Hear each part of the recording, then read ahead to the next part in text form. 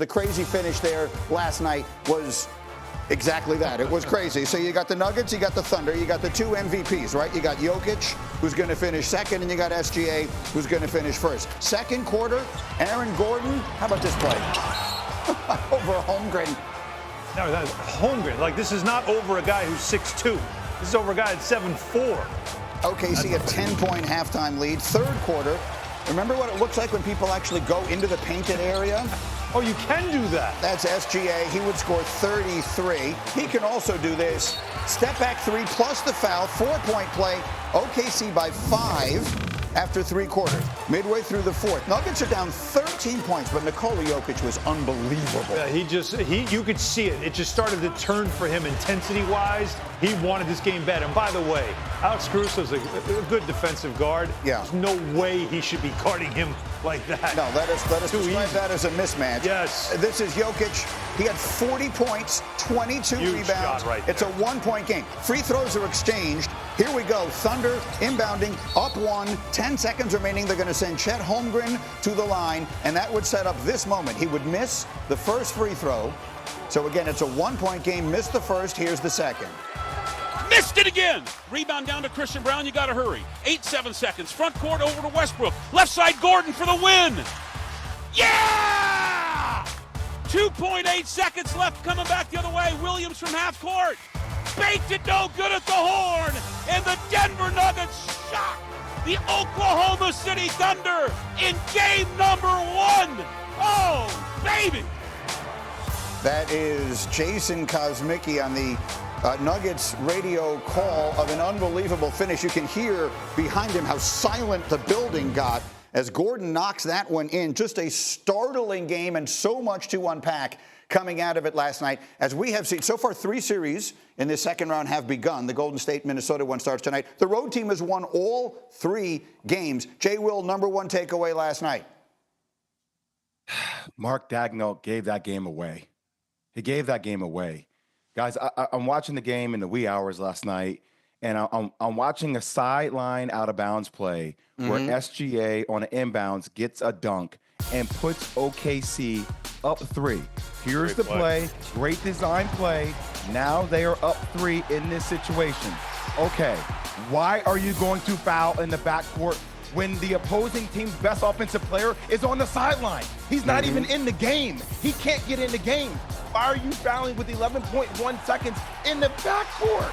Allowed, and I know this is what OKC, I know this is what they do, but still, rigidity and not having flexibility down the stretch is going to haunt this team in game 1. Aaron Gordon goes to the free throw line. He makes those 2 free throws. Then Chet comes down. He misses 2 free throws. Then Gordon puts a dagger right into their heart the same way he did to the Clippers in game 4. Let that play out when the opposing team's best offensive player is not in the game on the sideline with 5 fouls. Oh, I was hot last night. It's a really well-made point, and it was too lengthy to get it into the highlights, so that's why we wanted to present it to you separately here. Bobby Marks agreed, by the way, put up A54. Jay Will, you were by no means alone. Bobby tweeted, I absolutely hated fouling up 3 with 11 seconds left in the game, especially with Jokic at the scorer's tables. So it was clear how Jay just broke down for you what happened there. Up by 3, I get the strategy, up by 3 of fouling and not giving up the 3 to tie, but you don't have to do it that quickly, and you have to notice that Jokic is not in the game. You do. Now, Daigneault after the game did talk about how that's their philosophy. This is what they do. They stay with it. Of course, like all coaches do, he says, we'll take a look at it and see if we should make any adjustments. The adjustment obviously is it's always look on the court and see who's out there. It's not just time, score, situation. It's also who's on the floor, how many timeouts do they have, and can we leave the best player in the game out of the game and see. You might almost want to live with the fact that the players on the floor, can one of them beat you? Now, Jamal Murray can. We saw that Gordon did, but still, I'm with Jay. This is one of those where if you realize that Jokic is not in the game, maybe play this out a little deeper before you do a take foul. Windman. So obviously you can pick apart what happened down the stretch. Also, the Holmgren missed free throws. That's just a choke. I don't mean to be mean, but that's just a choke. He misses those 2 free throws. But when the Thunder lose, and they've lost in some high leverage situations over the last year, their offense tends to abandon them. Because while Shai Gilgeous-Alexander is about to win the MVP, their go-to players they're a little short on that. And what happened in this game, they got up 11 points with about 4 minutes left, 9 or 11 points. Jokic hit the gas because that's what he can do. Sometimes you play great defense on him and you score. And the Thunder quit scoring. They went 1 of 8 after getting up by 11 and then had those missed free throws. They're a little fragile that way when they absolutely need to score. I trust them to get stops more than I trust them to score under pressure. Maybe I'll change my mind over the next 6 weeks, but that is their weak spot, and that came home in this game. Bear in mind, this is a Nuggets team, I'll remind you, that fired their coach and their general manager with 3 games remaining in the regular season. Felt like they were just in total turmoil, and instead, here they are. They win a tough first-round series against a good Clipper team, and now they're up 1-0 against the best team in the West. And it sets up my favorite statistic of the day. Here's the one you're going to take with you all day long, I promise. A52, please. The Nuggets head coach is David Adelman. He now has more playoff wins than regular season wins in his head coaching career. He is the first 67% more. First head coach to have more playoff wins than regular season wins at any point in a career in NBA history. Yeah. I can tell you what helps with that. I mean, whenever Nikola Jokic holds a parent-teacher conference like he did last night with Holmgren and Hartenstein, I mean, come on. Come on. Well, when he runs the huddle, too. He ran a huddle once. Celtics rolling. 20-point lead for Boston. Here they come. Led by Mr. Clutch himself. Obviously, we had a historic night of his three-pointers. We have got overtime in game 1. It's been all Mikal Bridges in overtime. Boston down by 3. 3 seconds left. It's off to Brown. Bridges there. They hold it. It's over. The Knicks have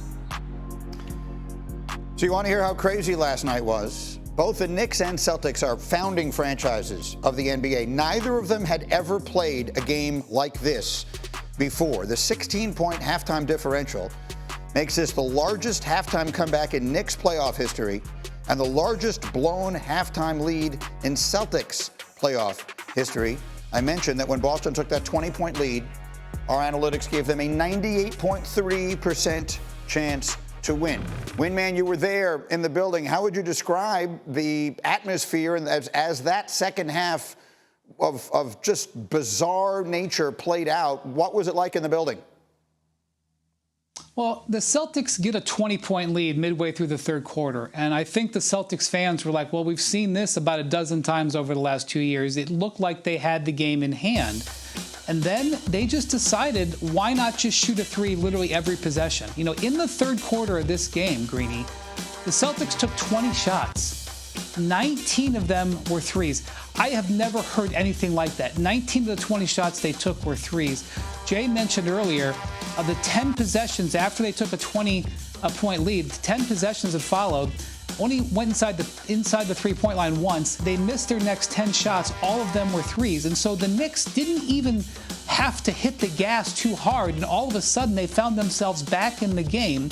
And that is where the Celtics screwed up, because allowing the Knicks to believe in having the finisher in Jalen Brunson opened the door. The Knicks walked through it. And really, there's no excuse for the Celtics to blow this game, but really no excuse for the way that they did it, basically allowing the Knicks in by just taking so many 3s. Go ahead, Jay. Look, Grinny, accountability is hard. And Jayson Tatum is this team's best player, and it's his team. And when it comes to the half-court decision-making, that is his responsibility. He is an elite passer in that capacity. And I think what we saw last night, especially in the fourth quarter, was extremely poor shot selection. Not just from their whole team, but especially from Jayson Tatum. And there's a lot on the line here for him this year, especially considering the way he won a championship last year and then had multiple, not one, multiple DMPs for USA basketball and Steve Kerr. So whatever you want to put behind that, fine, but that's what it was. So coming off that season, I think you have to see a different Jayson Tatum as it relates to shot selection in game 2, because it was extremely poor and he settled for a ton of contested 3s and they were bad misses. Let's talk about him a minute. Can we put up A18, please? Tatum wound up accounting for 23 points last night on 23 shots. Down the stretch, he was 0 of 7 from the floor, including 5 missed threes in the fourth quarter. In the overtime, he took 2 shots, made 1 of them. Alan. They hunt for his matchups against Jalen Brunson and Karl-Anthony Towns in pick and roll. That's what they do all year because Brunson's too small. Towns' feet don't move well enough to be able to deal with him. They got away from that. The Knicks made an adjustment. Certainly, they wanted to get OG Anunoby on him. But you see here, there's Brunson. He's shooting over Brunson. Those are shots that he would normally make. Here's one where he gets it back and keep going right there, right again against a smaller player. That's where it looks like a lot of settling goes on. That's, of course, at the end of a quarter. But first of all, I understand it's a game one, and I understand the Celtics, not counting last season, have given us reason to believe that they get into places where it's maddening to watch them play. But I also know that this is a team that has shot under 30% from 3 this season, and they take a ton of threes 12 times. They've lost 8 of the 12. So that's the problem. The problem is it's only 12 times. They don't normally do this. And I think that if we are looking at this as something that is to be expected throughout this series, don't. If the Knicks were doing what the Magic did and taking away those threes and they weren't making them, different story. If they were a ton of contested, you could say maybe the defense, they found something, they figured something out. This was a cold night for a team that was off for a couple of days. I do not expect this to be a trend in this series. To Alan's point, well, I'll underline it again, 45 of the 63s they took were deemed uncontested, and they only made 13 of those 45. So, yes, it's a make-or-miss league. They missed a bunch of shots. This, however, is the formula. And I would argue, Winman, as we, we're sitting here, if you just watched the game last night, I wouldn't say the Knicks played great. No. I don't think the Knicks played the best they're capable of playing either, and they still won the game on the road.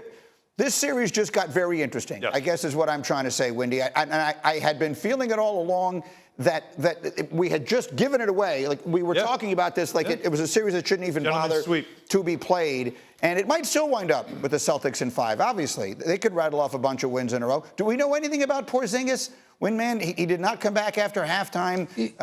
Do we know what the situation is with him? Yeah, it was a strange situation because he obviously started the game. He did not play well in the first half. He did not play well in the last round, to be honest with you. And when you hear that he goes off with illness, which was sudden, he was out on the court to start the third quarter and then went to the back.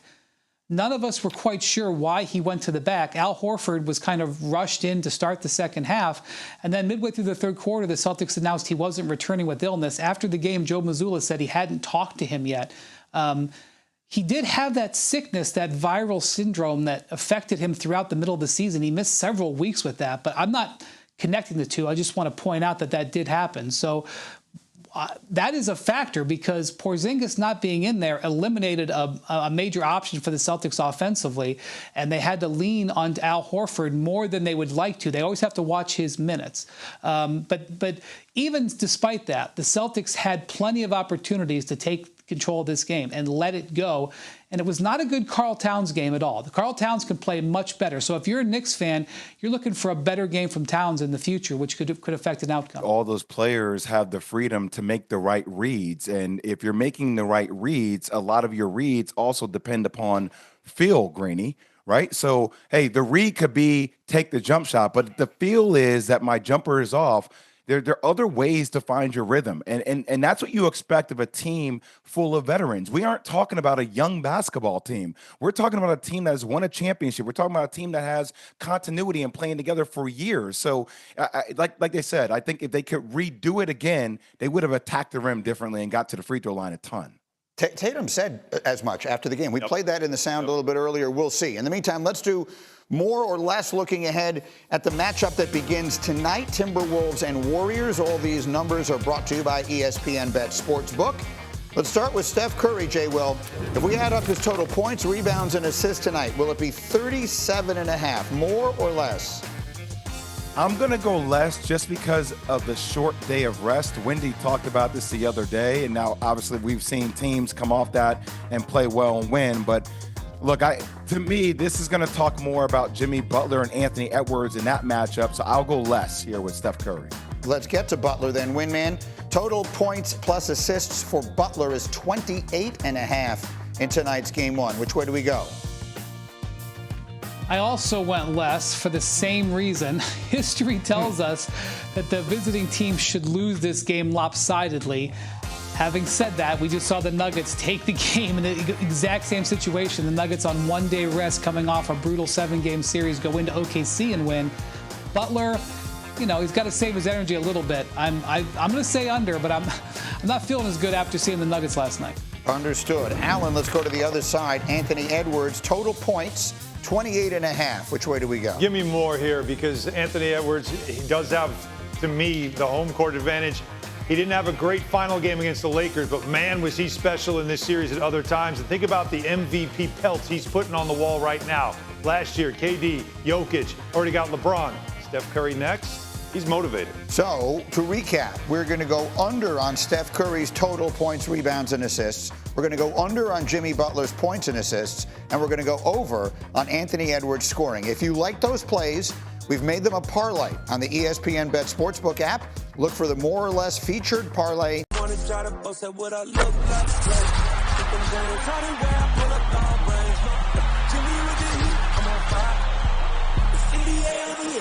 fire.